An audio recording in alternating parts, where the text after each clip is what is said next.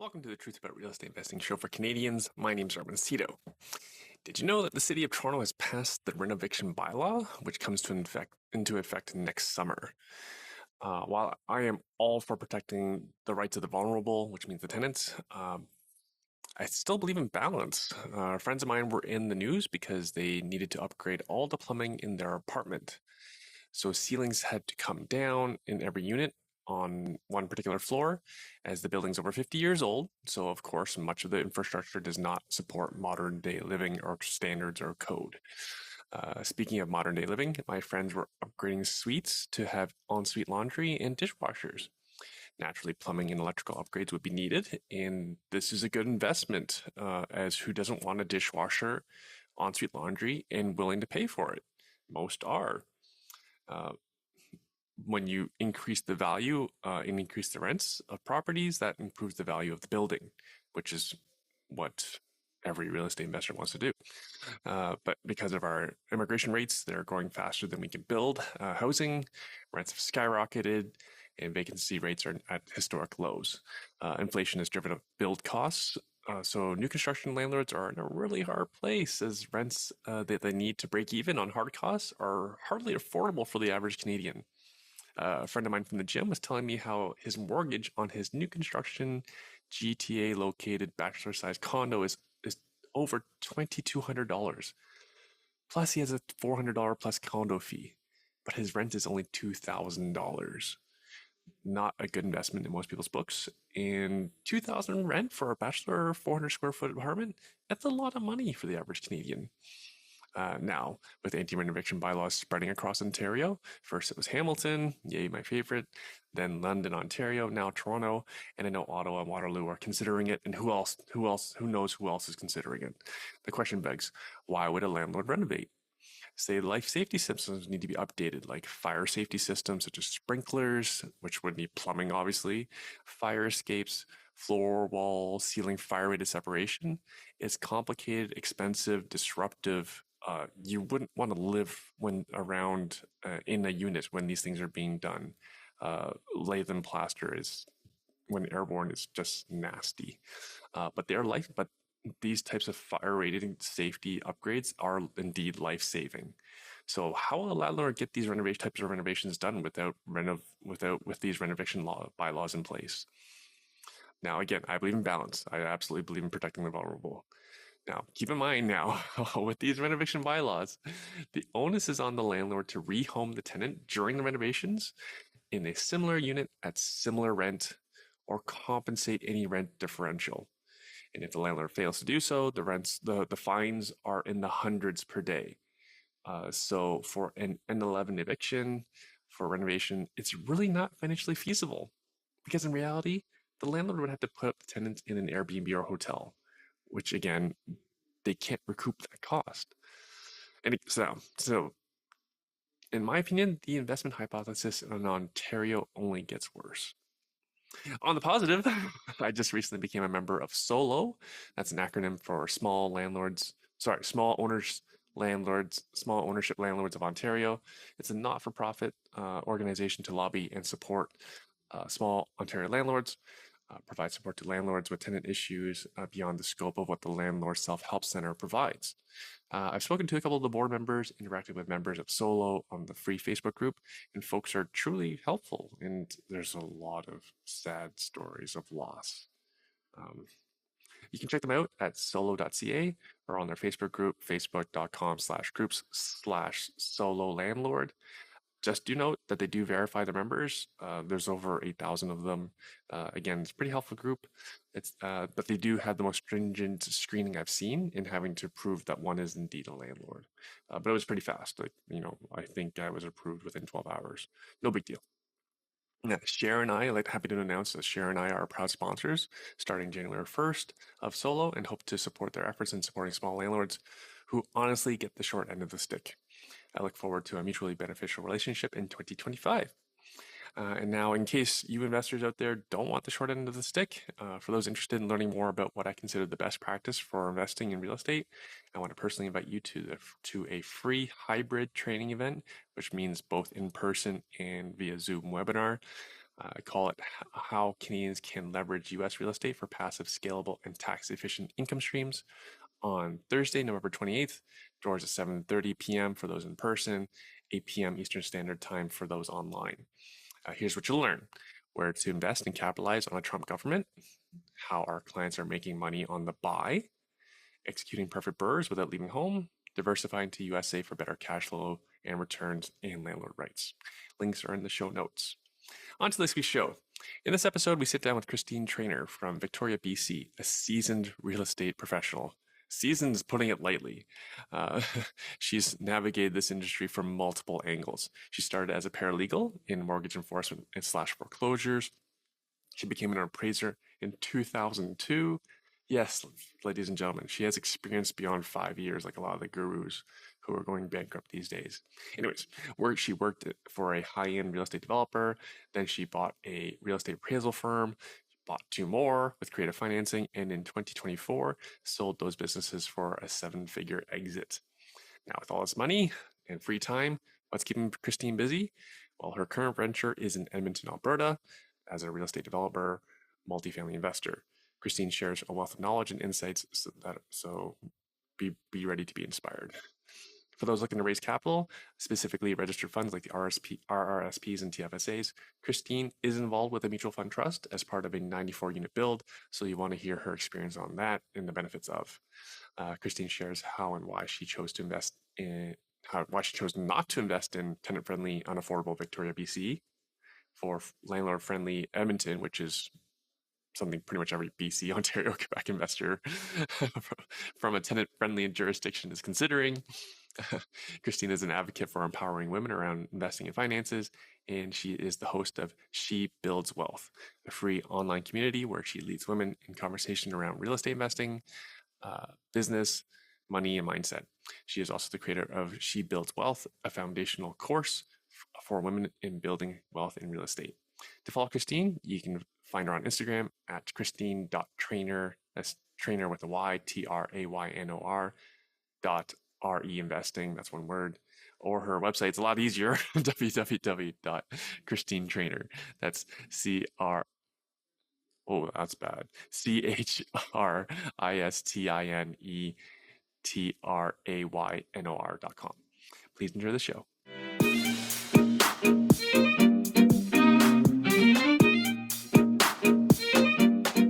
Hi, Christine. What's keeping you busy these days? Hey, Erwin. Goodness, what's keeping me busy besides two teenagers, real estate, obviously. That was a. I think that's one of the shortest answers I've ever had in the history of this show. uh, so I invited you on the show because you have a sizable Edmonton build project going on. But even before we get into that, can you tell the listener a bit about yourself? Yeah, absolutely. So, my background, Erwin, we won't go too far back, but my background was as a real estate appraiser for, gosh, over 20 years. So I got into real estate appraisal, and I recently exited. I eventually ended up buying real estate appraisal firms, and I recently exited those businesses this spring. And yeah, so that's sort of how I kind of got into real estate investing was just yeah, seeing all the deals coming through the office and what Right, people were doing and what was working and what wasn't working. right. And now it's in your bio. You had a seven-figure exit, so I imagine you did well. Yeah, yeah, yeah. No, I did. It was actually really fun. I ended up buying the first company through creative finance before I even knew what creative finance was. So I was approached by someone who was wanting to buy a company, Mhm. and she wanted a partner. She wasn't designated as an appraiser. It was actually her mom's company. And so she asked if I wanted to buy it. And after saying no the first time, a couple of years later, I'd seen that the company hadn't sold and decided to jump into it. And at the time, didn't have funds to purchase a company. And she's like, "You don't need any money." And I was like, "How do you buy a company with no money?" Like I'd never even entered my mind, right? Right. And so I ended up buying it on a 0% interest, 5-year term. And the company at the time was, you know, doing well enough to pay us both an awesome salary as well as pay this, creative finance loan. And so that was kind of the start of kind of wrapping my head around, okay, there's some interesting things we could do here. And now, again, it's from your bio, so I'm not asking you anything that's not public. Yeah, yeah, yeah. So you bought out your partner? I Can you did. elaborate? Yeah, yeah. So about a year or year and a half, I can't remember the exact timing, but into the purchase, we just both kind of knew that it wasn't the best fit. Like the working relationship wasn't really gelling, I guess you could say. There was nothing really negative going on, but it was also just kind of like, okay, we're not really suited to be partners. And so we mutually agreed it was like, okay, who wants the company? Do you, and of course, because it was her mom's company, it was like, if you want the company, awesome. You can buy me out. And if you want me to take over the company, I'm happy to do that too. So she had a chance to kind of mull that over and she was like, yeah, I want you to take the company. And so I made her an offer and bought her out. And by that point, we'd also purchased an office space. So bought her out of the office space as well. And yeah, and then I was essentially on my own. And then shortly after that, um, someone else had approached me, an appraiser who wanted to come work for me. She was like, "You've got to meet my dad. He's got a company. He needs to sell it. He needs to retire. I know you bought this company. Do you want to buy? I've got to connect you with him." I was like, "Oh, sure, I'll have a conversation." And so I ended up connecting with him, and basically 2 months later, had bought his company, also in state of finance. And so it was just like, okay, that worked out really well. And because I already had all of the systems and processes in place, from the initial company, it was really an easy transition to kind of just, you know, not goes over to the other one. And then, basically 2 years after buying that company, someone else had approached me about buying a third company and had kind of said, "Hey, I know you've bought these other two." It was actually a group that had purchased a company from someone wanting to retire, and they sort of thought it was going to be a really easy thing to run off the side of the desk kind of thing with everything else they had going on, and realized there was a little bit more to it than they wanted to take on. And so they'd asked if I wanted to buy it, and so I bought that third company. So just so people hearing kind of what was going on. It's a pretty intimate industry, right? Like, there's not necessarily, I mean, there's a lot of appraisers, but in terms of firm owners and who's doing what, everyone kind of knows everyone. So yeah, that's kind of the trajectory there. Now, you live in Victoria, BC. Were these all these companies local-ish? Yeah, they were all in Vancouver Island. So yeah, one was kind of Greater Victoria, all over the island, and another one was in the Cowichan Valley, sort of a specific pocket, kind of the Duncan area, and then the other one was also Greater Victoria. So Hmm, yeah, all on the island. fascinating. And then can you elaborate on creative financing, like vendor take-back mortgages, also 0%? Oh, like you mean like on the purchase of the businesses? Any of them, even when you bought your partner out? Yeah. So when I bought the first company, essentially it was just yeah, a vendor take back on the purchase price. And it was a 0% interest. And I think that just came from probably the relationship. And maybe not. I mean, I don't really know. But yeah, so that was just sort of a 5-year buyout of, okay, here's the price, and we'll just pay this out monthly over 5 years. So that was pretty straightforward on that one. And then when I bought my partner out, it was basically the same thing. It was like, okay, I'm going to pay you out. And I think I paid that out over 2 years. So the original one, yeah. So again, the companies were doing well, right? So there was enough cash flow in those businesses to pay them out. So it was like, let's just get that done, right? So Mhm, we agreed that I would just keep paying her regular monthly salary mhm, until it was paid off. So that worked out really well. It was like, I mean, I was still paying her, but she just wasn't there. And that was while the initial loan was still going. So I kind of had two creative finance buyouts happening at the same time on the first one. And then on the second one, it was so interesting. So the owner had wanted us to had a specific number in mind. And this was right before COVID. It was January of 2020. And when so we were kind of negotiating like, in the late fall of 2019, but actually I purchased it January 1st, 2020. And so he had a number in mind. And, with smaller companies, it's really like a lot of the order, like the value is attached to the work that's coming in, obviously, right? And if that person is no longer there, you run the risk of those orders maybe not coming in, right? Because that person's gone. yeah, And so he had a number in mind. yeah. Yeah, exactly. Right. And so I was like, if it, if you're planning to, he was still planning to work for a couple of years. And essentially I said to him, what about if you stay on for 2 years? Because that's what you want to do anyways. And I'll pay you a percentage of each order that comes in, right? Instead of your number, I'll pay you a percentage. If it ends up being more, then great for you. And if it ends up being less, then that's just what it is. And so he agreed to that. And we had a 2-year buyout. And so just every order that came through the office, he got paid a percentage every month. And anyways, in the end, because things obviously went crazy during COVID, I ended up paying him double than what I would have paid him if I'd agreed to his first number, which is Wow. kind of crazy to think about. But it was still a win-win, right? Like it was still a win-win. Like I would have been better off if I had taken his number, but I was like, yeah, I'm not sure. Like, what if you just disappear? So for me, it was just that balance of risk, and that's what felt better to me at the time. And hindsight, who knew? But again, because the work was coming in, if the real estate market hadn't have gone crazy like it did during COVID, right? He wouldn't have been paid double. We wouldn't have known. We couldn't have known that the market was going to go as crazy as it did, right? So Mhm. I have so many yeah, questions. We're yeah, getting yeah, yeah. owners on this show. Just as a fun fact for the listeners' benefit, population of Vancouver Island is 864,000. Sound right? Roughly. Sounds about right. I think Greater Victoria is like around just under the 400,000. I Mhm. think off the top of my head. So yeah, but the islands, it's pretty small. It doesn't sound that small. But Well, I mean, compared to big cities, still has a now, as an pretty small. appraiser, in Ontario, it was pretty bonkers for appraisals for the last I don't know how long. It was only until things went sideways the last 2 years or so where appraisals we were having any sort of trouble with appraisals. But Yeah, for a good portion of my career of being, I've been a realtor since 2010. So almost my entire career of being in real estate investing full time with investments is appraisals pretty much always came in whatever our clients paid for it, and yeah, and with properties in at least well actually you probably seen prices decline as well in the west as well. Prices have declined significantly here in the yeah. east, and so now people are asking us questions: how come those properties are praised?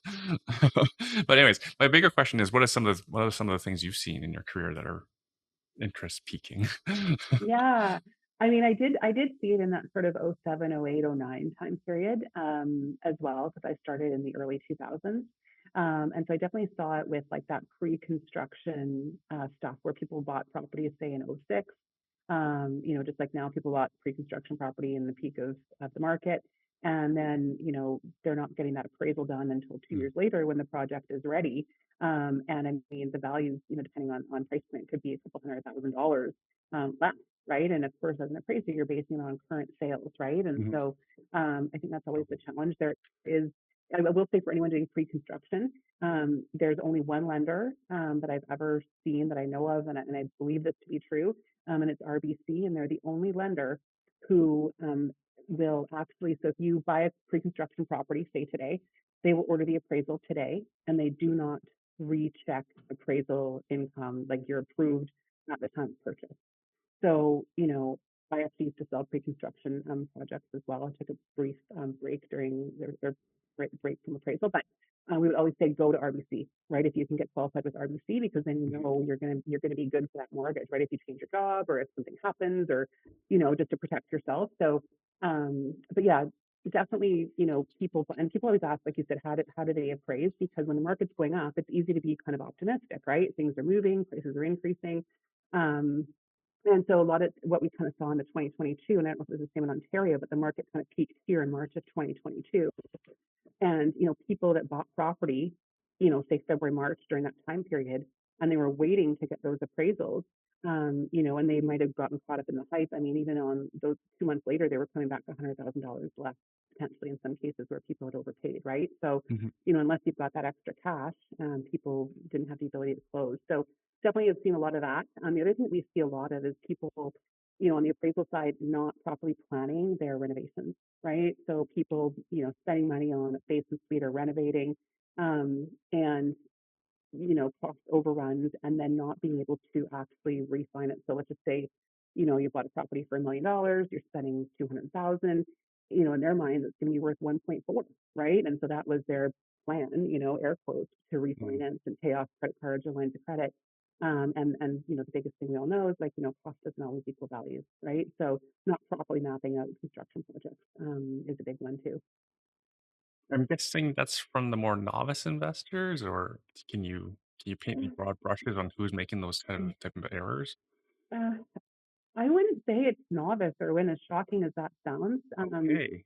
Yeah, I mean, even on new construction stuff too, right? I mean, we've seen like people that have done, probably built like, 20 spec builds, they're actually builders, and cost overruns not getting handled properly or not getting their financing sorted. I think a lot of people just don't do their homework, right? It's like, oh, I Mhm, did this before, it wasn't a big deal, right? But markets change all the time, lender mhm. requirements change all the time. So just because something worked last year, right, with your financing doesn't mean it's going to work this year, you know? So yeah, I think I wouldn't say it's novices. You'd be surprised. Scary. Yeah, Mhm.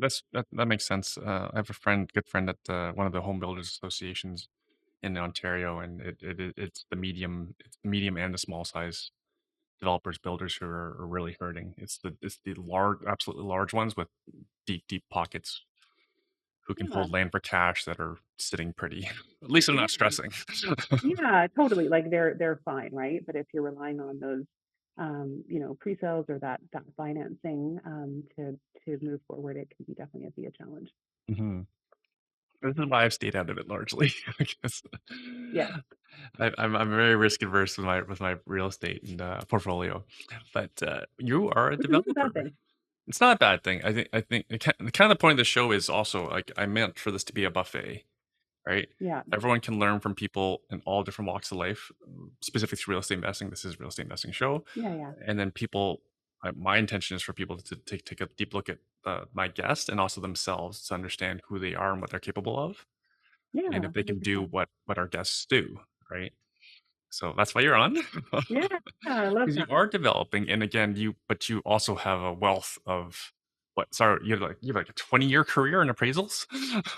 Yeah, I did get my, I think it was a couple years ago that I got my 20-year like pin or whatever they send you in certificate. I'm like, how could it be 20 years? I still feel like I'm 25, Right. right? Like how is that even possible? But And you've been through yeah, two major cycles.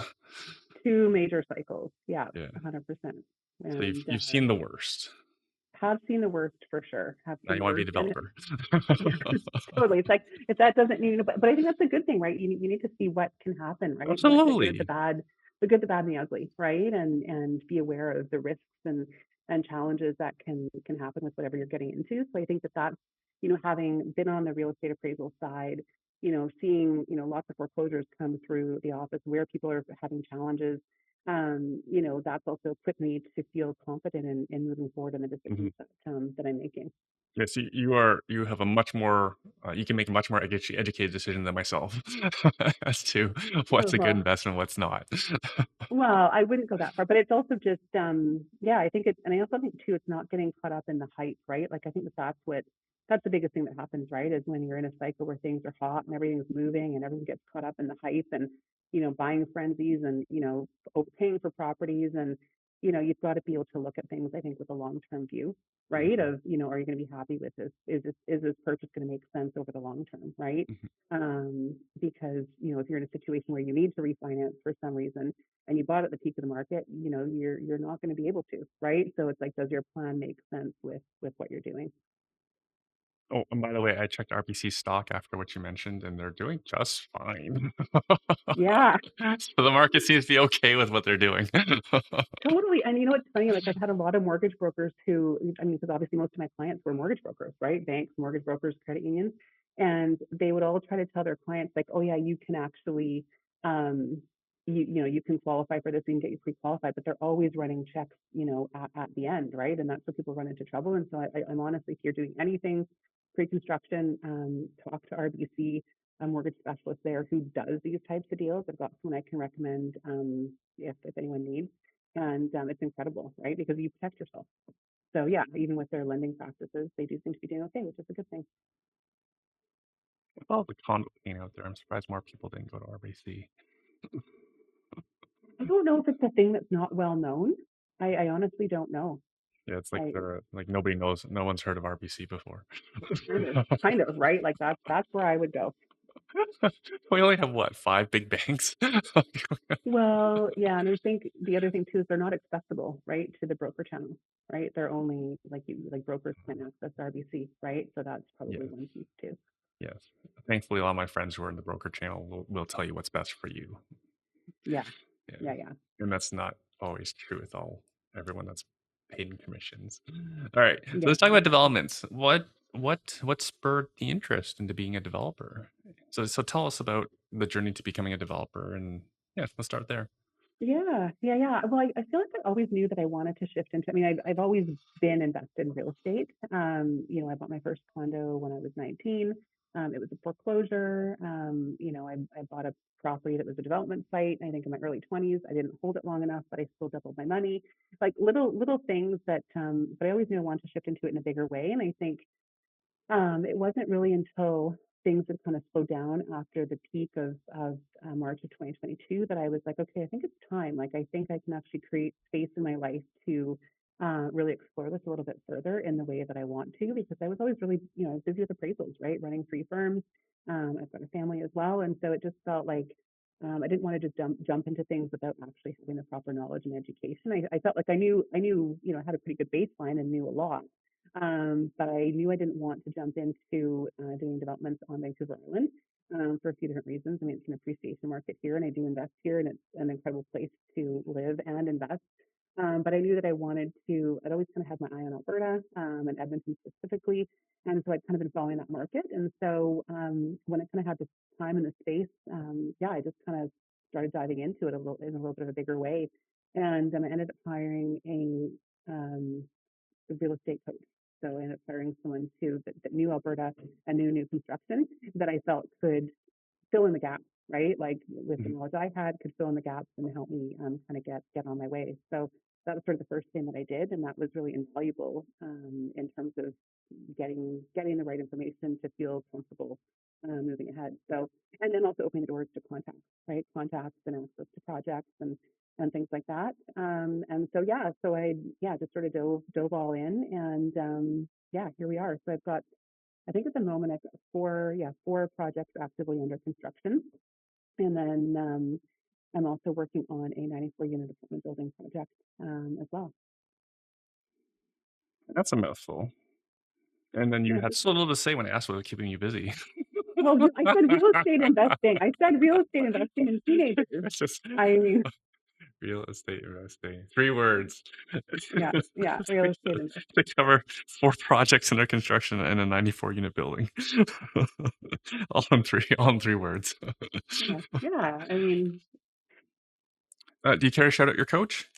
yeah, no, I'd love to. So I ended up hiring Russell Westcott, and I think he's been on your show. I think And only 3 times. He might be up there with yeah, the 3 times. most. Yeah. Yeah, totally. So I ended up doing some research just on sort of the market that I was looking at and who was kind of doing what and had kind of been doing it for a while, right? There's a lot of coaches out there that I think are, incredible, and it's just about finding the right fit. So I did actually jump on quite a few calls and interviews with people and just Mhm. to chat a bit. Just personality, I think, was a big thing too. And I just really gelled with Russell, and so we Mhm. kind of got to work. And was able to kind of fairly quickly after starting to work with him, was able to kind of acquire my first Edmonton property and just, started building from there. That's amazing. And before we were recording, I mentioned that how so many people don't comparison shop, Yeah, you did say that. right? Yeah, I think it's important. I think you need to. Why not? Like, we're investors, first of all, which is partly about comparison shopping It for is. investments. Where will my money work the hardest? And no different, where will you get the greatest return on your investment for your coaching dollars, your education Yeah, dollars? totally. And I think it's like if you're considering on like it's like learning anything, right? Like, if you want to learn, I don't know, Spanish, for example, right? Or whatever, you tennis, like you want to learn, how do you learn, who do you want to learn from, what's their experience, do you gel Mhm, with that person, mhm, right?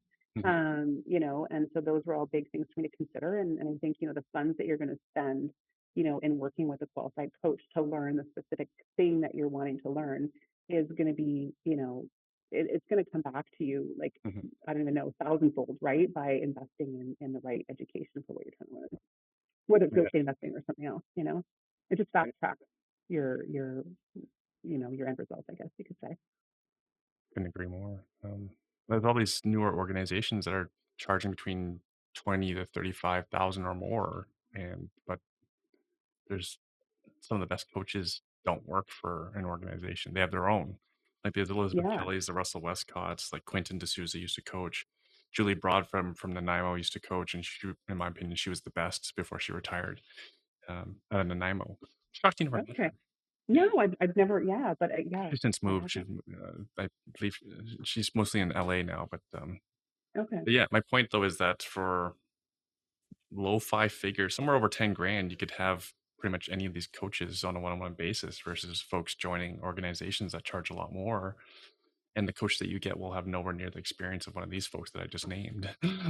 Well, that's exactly it. And I think there's a time and a place for everything, right? Like I think some of the larger organizations do offer that like connection with other, Yeah. investors, and like there's other reasons maybe to join, those types of groups. But from a coaching perspective, I mean, I couldn't agree more, right? Like you're going to get placed with a coach who, may not have experience in what you're trying to achieve and what you're trying to invest in, and also, what is the training that coach has gone through? How long have they been a coach? How long have they been a real estate investor, right? Like a Mhm. lot of the organizations, they're essentially, if you're in their community, you can become coach, right? And you might not necessarily have a lot of experience as an investor, right? So Mhm. yeah, I think it's really important for you people to just kind of flesh out what they're looking to learn, and see who's out there, right? Like, until you start listening to podcasts and Googling and asking around who's doing what where, right? Then you kind of get a vibe for who you might want to reach out to, and then see if they're a good fit.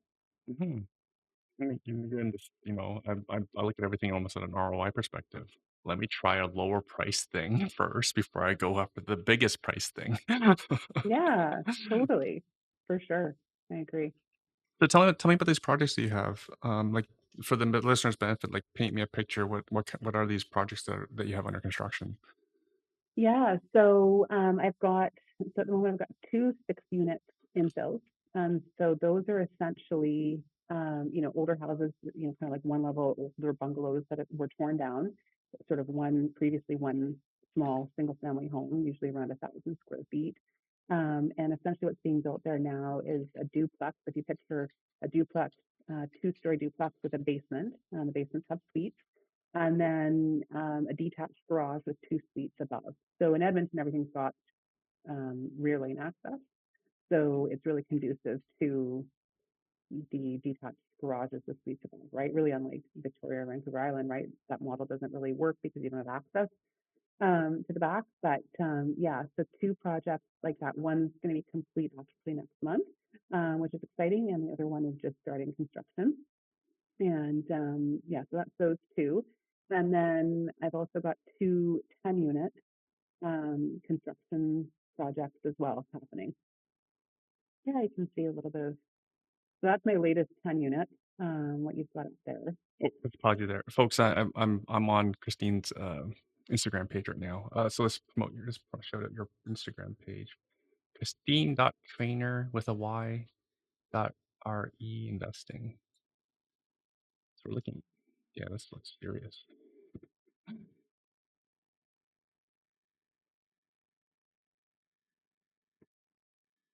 What was on this property before? Did you tear something down, or was this an empty lot? On the one that we're looking at right now, Yeah, Erwin, or yeah, so yeah, that's sure. yeah, okay, so that's a 6 unit. That's the garage suite that you're looking at right now. Um, okay, so on the 6 unit projects, This is they a were, garage suite. that's a This looks garage suite. enormous. How many square feet is this garage suite? The garage, I think that's just under 600. Yeah, that's the garage suite. That looks very nice. Yeah, and then that's a 10 unit that's also under construction. So I can break it down for you. So those 6 units, they typically have like older homes on them. So like sort of a 1,000 square foot 2 bedroom bungalow kind of thing, right? That hasn't been modernized. And so they're essentially replacing, what was 1 unit with 6 units. And then I've got two 10 units under construction as well. So the one that you saw kind of at the beginning of that video, and the one that you're paused on there now, they're two separate projects. Um, that's the site of our 94 units. So I kind of just did a bit of a tour of the stuff that we're working on. But the 10 units, so I've started investing in a neighborhood in Edmonton. I don't know if you've heard of it, Erwin, or if any of your listeners have, but it's called Blackford. So essentially yeah, it's the site of the old municipal airport in Edmonton. And it's basically the same size as downtown Edmonton. It's going to be home to 30,000 people on completion, and it's about 10-15% built out right now. It's, I think it's 536 acres is the total site. And essentially it's owned by the city of Edmonton. And Yeah, it's one best new community in Canada for 2023, and it's all, green and environmental, and it's a purpose-built community. So upon completion, it's going to have all the schools, all of the, shops, services, etc. Yeah, you can see it there. You've got a couple photos of it. So that's the original air traffic control tower. Is it staying? Yeah, Traffic control staying. tower? Yeah, it's staying. Isn't that hilarious? As part of a Cute. part of a development. Yeah. But yeah, so all sustainable, geothermal heating and like I said, one best new community in Canada for 2023. So it's pretty neat. And it's yeah, like I said, about 10-15% built out right now, but it's sort of this up and coming area and will be home to 30,000 residents on completion. So I kind of equate it to it's kind of one of those areas. There's a couple areas that come to mind for anyone that knows Vancouver Island, or I don't know if you do or win, and I can't speak to anything in Ontario, but there was these two developments in on Vancouver Island. One was the old gravel pit in Paulwood, and is now Royal Bay, and the other one is West Hills, and they're both, and they're both sort of in the West Hill area of Victoria. And when people started building in there, and the development started happening, this kind of back in 2006, everyone was like, who would want to live there? Like it's, there's nothing there yet, and why would you want to invest there? And prices are expensive, and kind of that mentality. And now it's like, those two areas are like one of the places to be, right? And so anyone that purchased there, obviously years and years ago, now it's like this is where everyone wants to be. So it's I kind of feel like Blackford has kind of the same vibe in terms of Mm-hmm. Edmonton. But I mean it's got the new LRT station that just opened there. It's literally 10 minutes to downtown. It's super So close to I'm downtown. This is in super the close middle of to nowhere. downtown. No, no, no. And it's literally the same size if you look at what the size of the city of Edmonton is. This is literally, the same size. And so I've got yeah, two 10-unit buildings under construction there right now. And I'm yeah, pretty excited about what this new community in Edmonton is going to offer. The new communities are usually a fit because then the entire community is kind of on the same level. Yeah. As in, there's no like eyesore properties. Yeah, like everything around you is going to be brand new, and it attracts, a specific type of person that wants to kind of live there, right? People with People, money, yeah, exactly, which is right? Which is typically what people with money want to live among. right, exactly, right? And so whether that's, you're looking at that from a tenant perspective, right? I mean, that's the kind of tenant that you want, right? Is I love, building sort of A1 properties that are going to attract a really nice quality tenant. You can see So, how big it is. sorry, the 94 unit project is in Blatchford, or are they Yeah. all in Blatchford, or Well, no. So my 6-unit infills, because this is a new community, the infills aren't in Blackford. But my two 10-unit buildings and the 94-unit apartment building are in Blackford as well. So yeah, three of them are there, and they're essentially, you can kind of from where if you're standing there, you can see them all at the same time. super cool? Yeah. So it's exciting, and they've got some of the, and it's an area where, because it's owned by the city of Edmonton, they've got sort of a builders list where they release land, right? And you've got to be on that list to be able to acquire sites. And some of the builders in there are selling them to investors as packages, right? Where you can buy a specific, um, you know, project, multifamily project, and some of them are selling them off individually. Is that your plan, or you're planning for long-term rental hold? Yeah, these ones are planned as long-term rental. Yeah, so that actually is footage of Blatchford as well. Sorry, are these yours? No, that's I've got so the 10-unit that you saw, this is the same builder. Um, but yeah, no, that was just some footage from when I was there. Cool. Yeah. So it's a cool spot. I mean, yeah, I think I love the new construction and the turnkey opportunities. Um, I think they're just yeah, you really do get a nice quality tenant for sure, and in great areas. And I've got an investing principle. I think a lot of people have this, but I won't invest in anything that I wouldn't live in myself. So I don't live in Edmonton. I have no intentions in living in Edmonton. But is it in an area, and is it a product that I would be, happy to move into with my family, right? If I Mhm. was going to live there. And I know that that's not everyone's philosophy, and it's not necessarily the right philosophy, but it is one of mine that I have to be able Mhm. to, yeah, have a quality project that I feel good about. Right. My philosophy's like that. For example, I've had Some like student them more. rentals. Well, I've had student rentals, right? So my philosophy is like at that age, and if I was a student, would I live there? Right. Right. Okay. Okay. You've got to put that spin on it, right? At that age, would I live there? Yes. Okay. Yeah, yeah. That If I makes was sense. of that demographic and that income bracket, would I live there? Yeah. Yeah. Yeah. Okay. That's good actually too. I like that. I feel like I could get behind that as well. You like Victoria, I like Oakville. Like they're generally nicer areas, but we can afford to be here. That's why we're where we are. Yeah. Yeah. Totally. Right. And yeah, I mean, I love Edmonton. I don't have any reason to live there. And that's the thing. It's like, I think Edmonton seems to be, and I know there's a lot of places in Canada, but as far as sort of a bigger city in Canada, it is Mhm, kind of one of those places where you can, it can be professionally managed, mhm, and the numbers still work, right? So it's not a situation where, I mean, I know someone who's investing in Edmonton and they live here and they're flying back and forth, you know, every couple of weeks to deal with issues at properties, and that's not really how I roll, right? mhm. It's got to be professionally managed and taken care of. So yeah, it's a fun spot. For the listener's benefit who doesn't know how to get into a project like this, how did you get into it?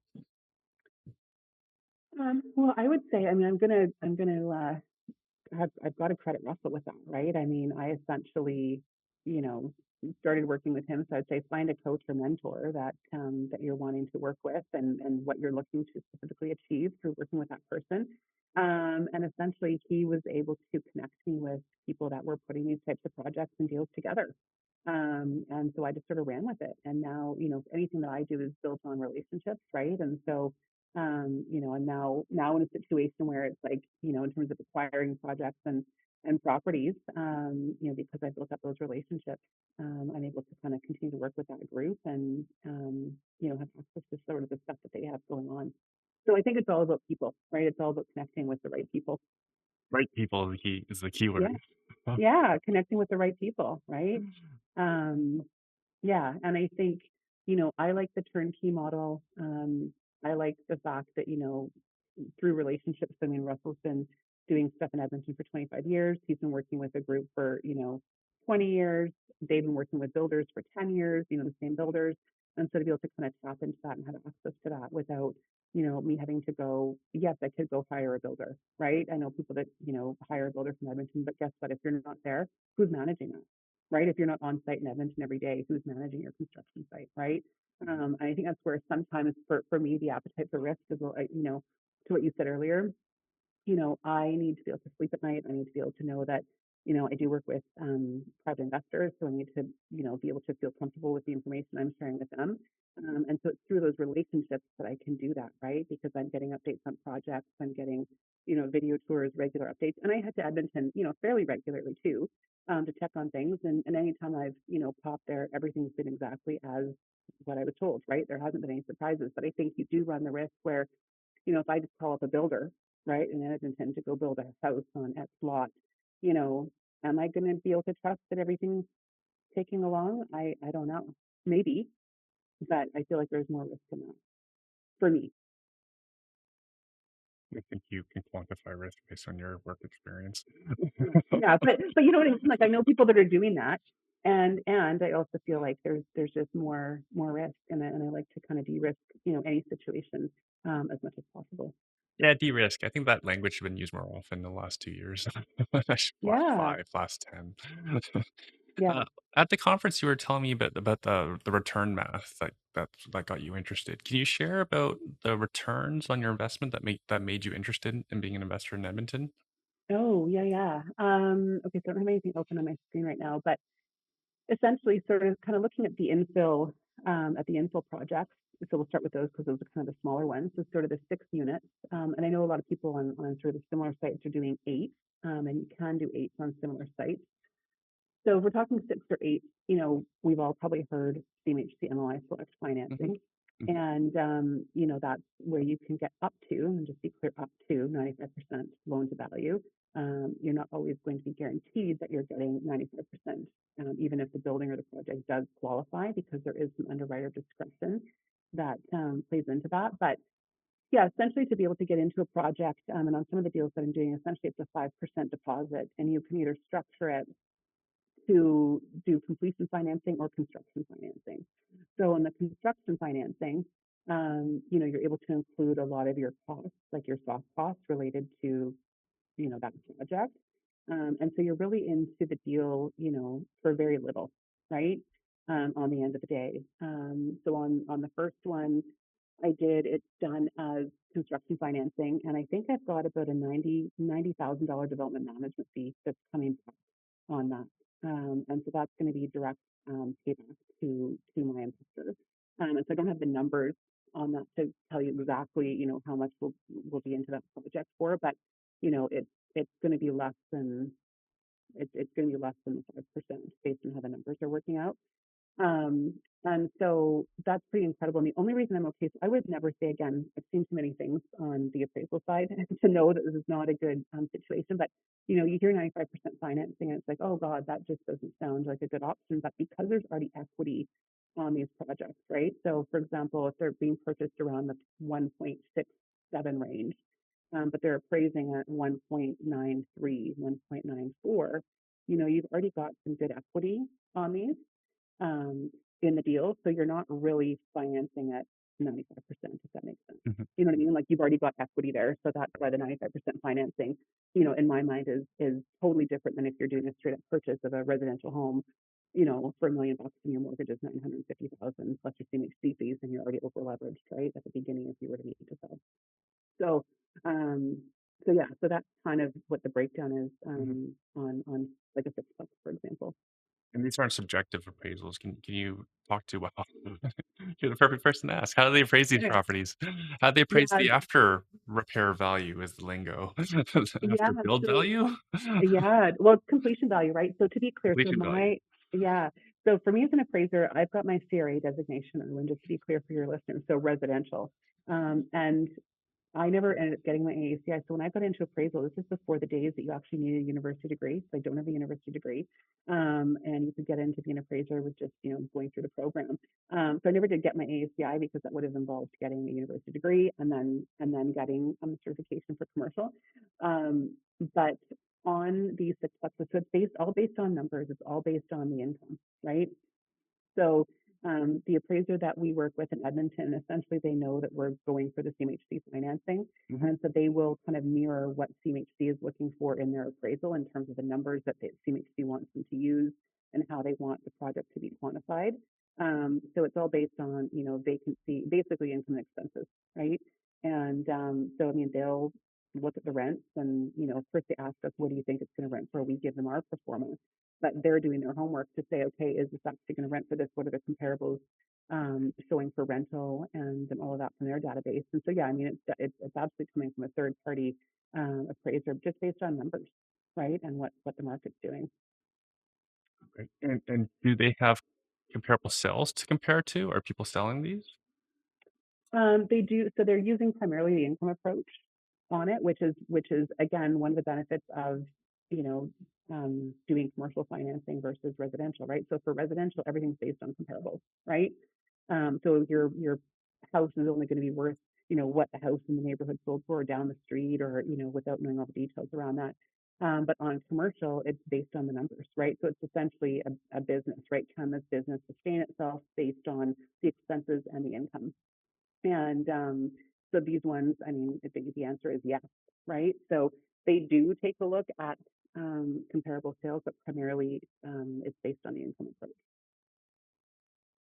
And then there are like commercial buyers for these properties? Yeah. Oh, you mean on the flip side, like if it's a long-term buy and hold? Yeah, because Yeah. Well, I mean, investors. So other I would say, other investors or REITs or yeah, I would say for sure. Like I think a lot of people investing in Edmonton right now are investing in these types of 6 and 8 unit infills for sure. If Mhm, you talk to mhm. like like Edmonton investors, this Yeah, seems to kind of be a sweet spot. The other everyone's thing, talking about Alberta. yeah, yeah. I mean, it does seem that way. And I think for good reason though, right? Like I feel like it's like, I don't think people are necessarily getting caught up in the hype. I think there's a lot of market fundamentals that are really strong as to why Alberta's having a moment right now, which is a separate topic. But yeah, I think investor clients, you've also got the option, depending on how you structure these, you can have them on one title or you can have them on two separate titles.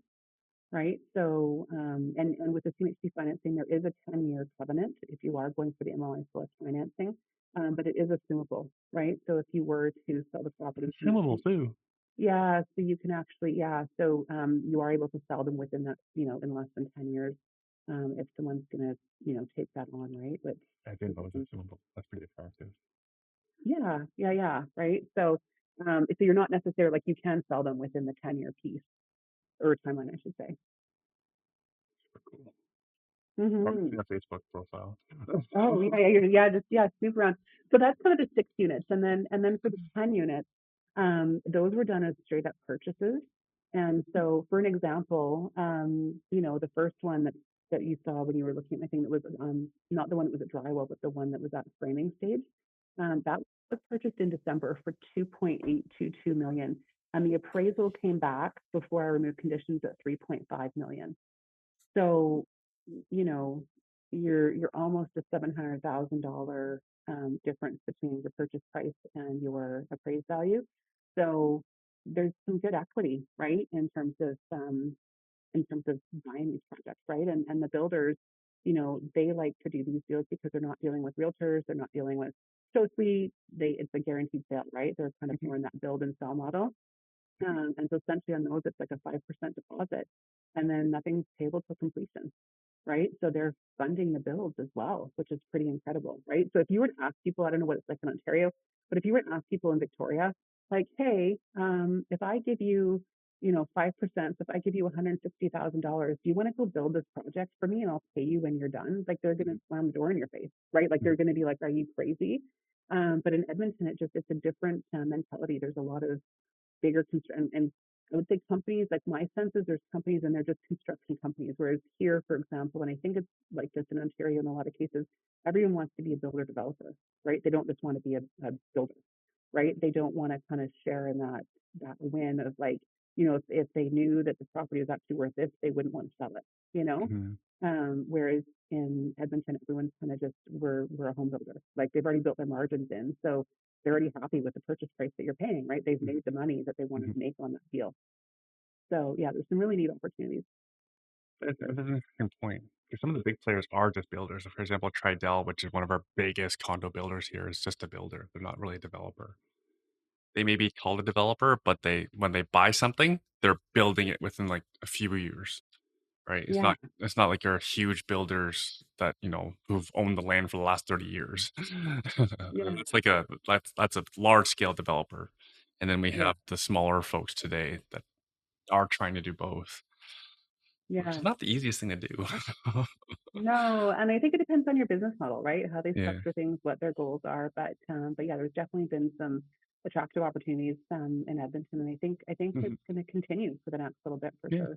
And it's my conversations with Russell. It's a way easier. It sounds way easier to execute out in Edmonton than it is pretty much anywhere else in the country. Well, If anyone's because listening and wants to challenge me on that, I'm happy to hear it. yeah, well, and I think it's because the numbers work, right? Like, the numbers make sense, and I think the lenders we can see that people are moving to Edmonton, right? Mhm. It's one of the fastest population growth in the world happening right now, Mhm. and because the city is pro development, right? They want to double their population in the next 20 years, which is crazy, right? So Mhm. going from I think it's 1.3 million to 2.6 million in 20 years is pretty Mhm. rapid, right? So they're building out infrastructure. They want everything contained and inside the circle, which is the Anthony Henday that goes around the city, to avoid urban sprawl. So they've Mhm. got some pretty clear goals that they want to hit, and so I think it's making it attractive for private investors to kind of come in during this period of time and create some housing to support the city's goals.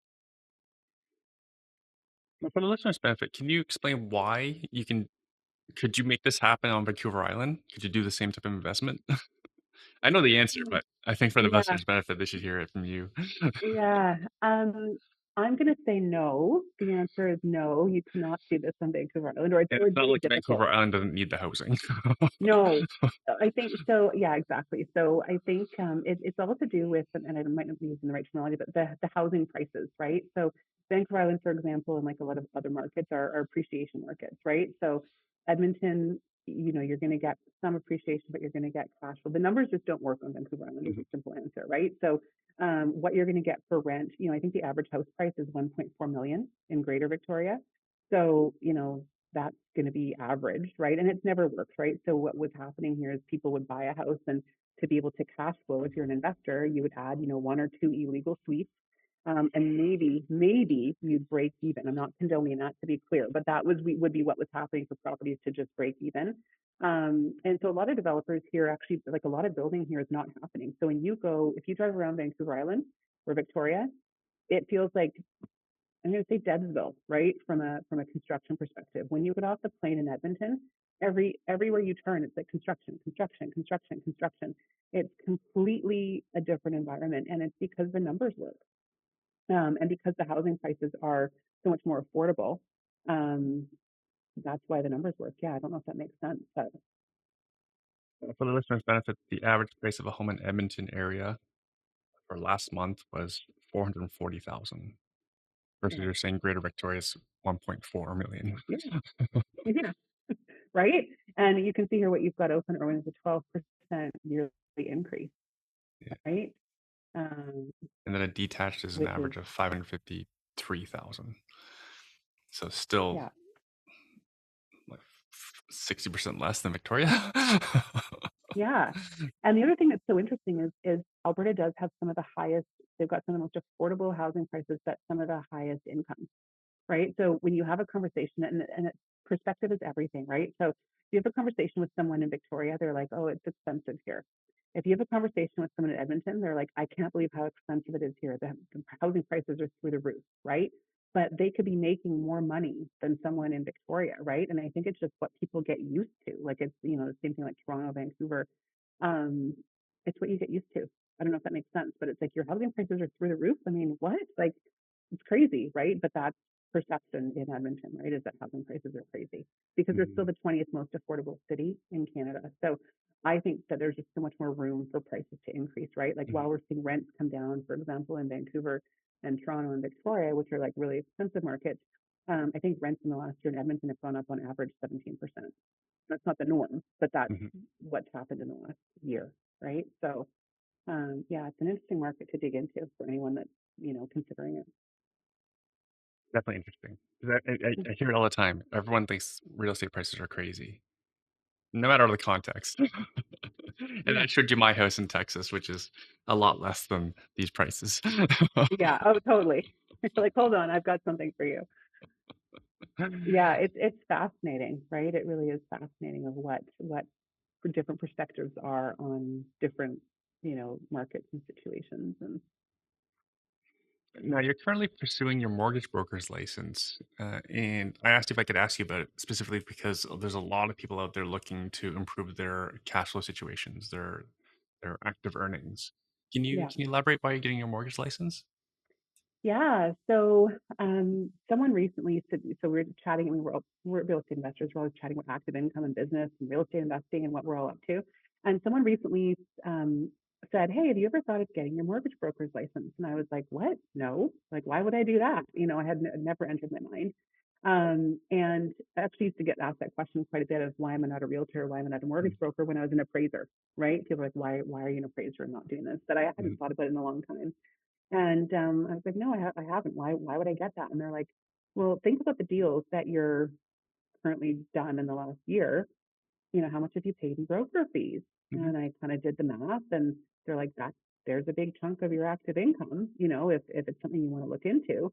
And then, so I started kind of looking at the numbers and digging into it and processing it and really thinking about, is this going to add value to, my current, relationships and partnerships? Like, is that going to add value to what I'm currently working on? And, I do work with some great broker partners right now, but I think there's definitely value of bringing things, I'm going to say like in-house, but having a bit more, control over the process and being a little bit more intimate with the process, in terms of the investor relationships that I have. So yeah, I just decided, okay, why not? And so I'm currently in the process of getting licensed. I just, you know, I've been away in Santorini, so I've been back for a week. Well, it'll be a week tonight on the date that we're recording this. But as soon as I got back, I registered for the course in Ontario, and I'll be writing my exam this week. And licensing I think takes 2 to 4 weeks, something like that. But yeah, and then my plan is to get licensed in, once that's established, to get licensed in Alberta and BC as well. So yeah. So I was there when you had that conversation. I wasn't overhearing. Actually, I did overhear some of it. But just to demonstrate to the listener what an action take you are, that conversation was 2.5 weeks ago, Right. Yeah. and you've taken action on it. Yeah. And I was away in Santorini for a week, so I decided not to take action while I was away. But as soon as I got Reasonable. back, reasonable, yes, I gave myself a week while I was away. But yeah, I came back and it was just, yeah. And I think too, like, I mean, to be fair, I was a real estate appraiser for 20 years. So, and I'm a real estate investor. So, you know, going through the course, was not that challenging, right? Mhm, Because I've been in this world for a long time. So for someone who's new, it might take them a little bit longer, which is totally fine. I think they give you 6 months to complete the course if you do it at your own pace. And then you can write the exam. But yeah, I'm excited. I think it's going to bring even more value to my partners, right? mhm, With having that appraisal background now, bringing the broker piece into it, and being able to help other real estate investors, right? Like I think I've got sort of an intimate knowledge of with my own projects and the appraisal background. I think I bring a little bit of a different perspective, to the people that I'm working with. So I mhm. think it'll translate really nicely and be another skill set in my toolbox. Yeah, if there's nothing else, you can just do your own deals and save a whole ton of money. Well, exactly, right? I mean, why not? Because I'm already intimate with my own deals anyways, right? So, and my understanding is there's a disclosure requirement, of course, but that's not a barrier to doing your own stuff. So, be interesting to see how that plays out. But yeah, I'm excited. Cool. Now, what's next for you in your journey? I know you have involvement with MFT. What's that stand for again? Mutual fund trust. So yeah, so currently we didn't touch on this, but we'll touch on it if we have another minute. So I've also got a 94 unit apartment building that we're in the process of onboarding investors for now, and we will be submitting for our DP, which is our development permit, any day. And so my partners on that project own an NFT, which is a mutual fund trust. And so we have partnered with their NFT to allow investors to use registered funds, so RRSPs, TFSAs, um, liras, that type of thing, to invest in real estate and in this 94 unit apartment building. So I would say that's probably the biggest thing that I'm working on right now. The other 4 projects that I have actively under construction are all really just kind of ticking along, right? But this one, we're actively working on getting all the pieces dialed in and complete for that. And it's exciting to be able to offer a project where people can actually invest their registered funds. Mhm, Because I think a lot of the conversations that we're having anyways are, people are, have the registered funds with, one of the banks or somewhere, and they don't even open the mail, right? And when they do open the mail to read the statements, they realize, oh boy, this is like not a very good return.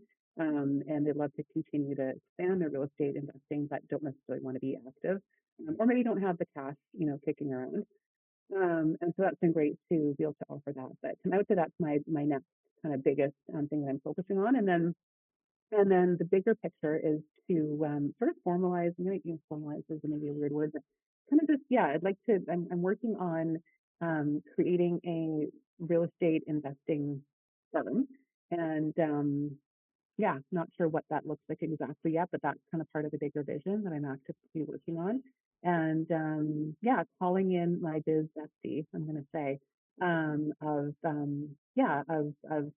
someone that I'm going to create that with. I don't know who that is yet, but it is on the vision board. And yeah, so that's kind of what I'm working on in amongst everything else. super cool. And with the mutual fund trust, what is it you're offering investors? Is it equity? Is it Yeah, second mortgages? What is it? no, no, no. Yeah. So anything that we do is equity. So essentially, anyone who invests in the 94 unit apartment building is an owner of the building. So you do get equity in the building.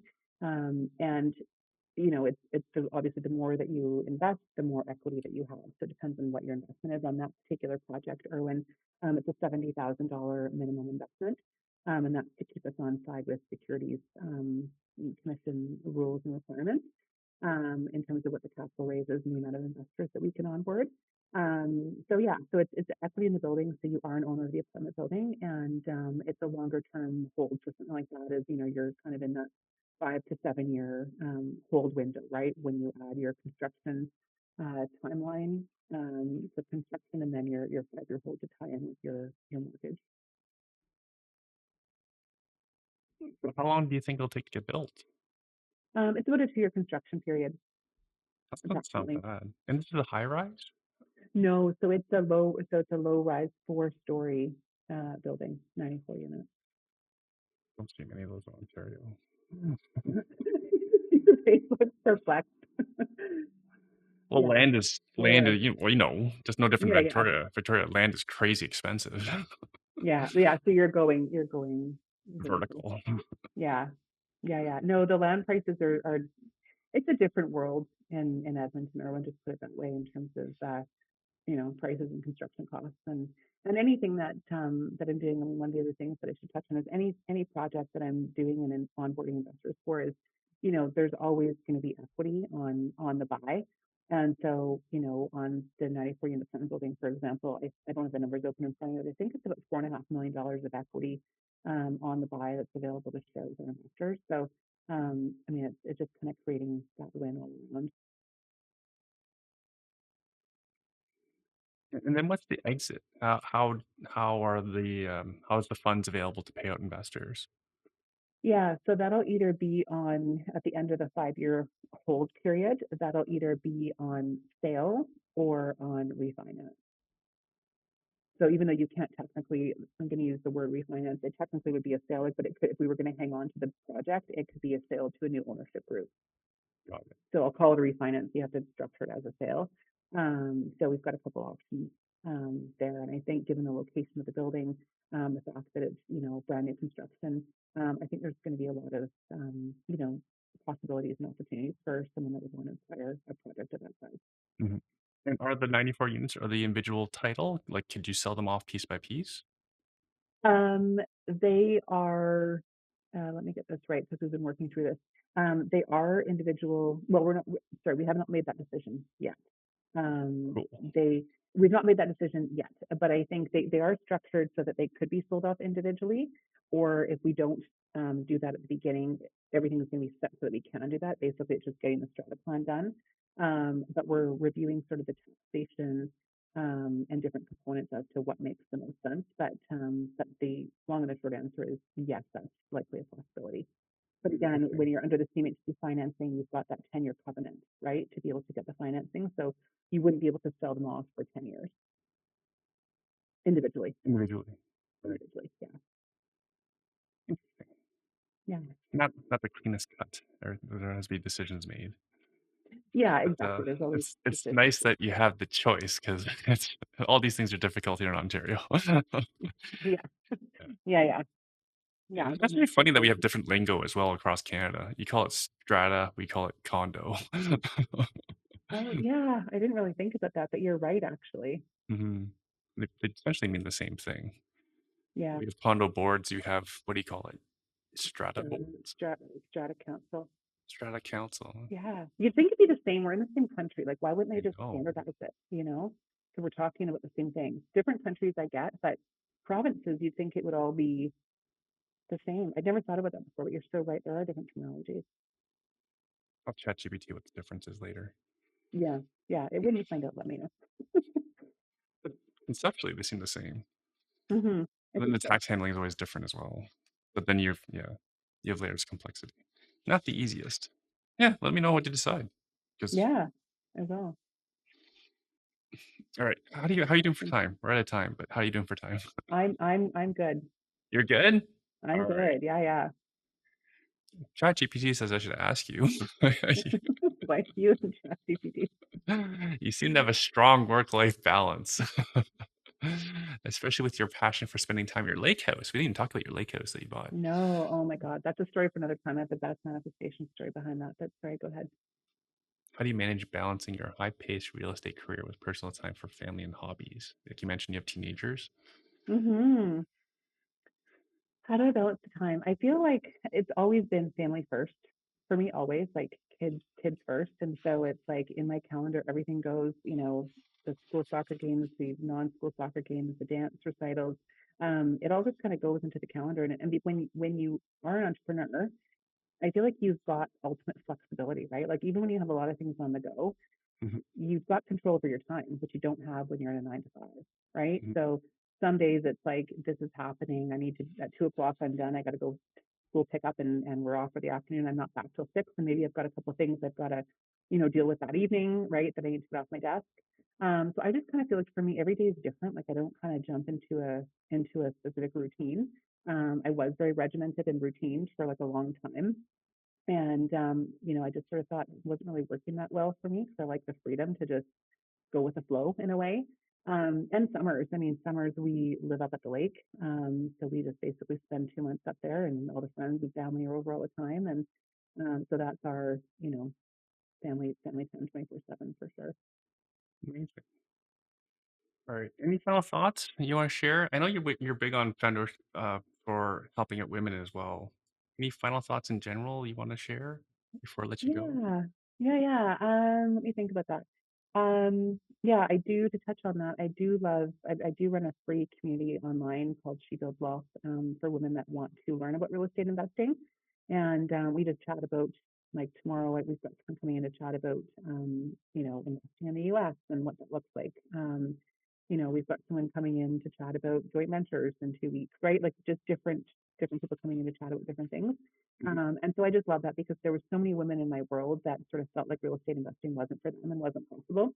So I love just sharing. Yeah, like I think it's just this sort of misconception that it feels like it's more complicated than it is. Maybe not that it's easy, but it is available to everyone. And I love being able to share that and information with women that are interested in potentially exploring it. So yeah, that's something that we do Wednesdays, 10 a.m.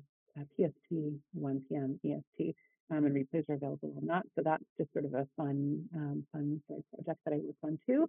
And yeah, I would just say, yeah, if anyone wants to chat about Edmonton or new construction in Edmonton, I love chatting real estate investing, obviously, and Edmonton, because that's the market. So yeah, I'm like always open for conversations or sharing information. I'm open to it. So Amazing. Thanks so much for doing this. yeah, thank you. Okay, can I ask you one question before we go? I'm dying to Sure. know. Have you been to Swiss Chalet recently? I haven't. Oh, Not that it hasn't been on my mind, but okay, inside joke, but yeah, the Swiss Chalet is yeah, it's just we bonded over that at the conference. But yeah, well, thanks for having me on, Erwin. It's been so fun, and yeah, we'll stay in touch. amazing. Thanks so much for doing this. Yeah, thanks. Take care. Bye. All right, friends, that wraps up another episode of the Truth About Real Estate Investing show for Canadians. Hope you got as much out of this one as I did.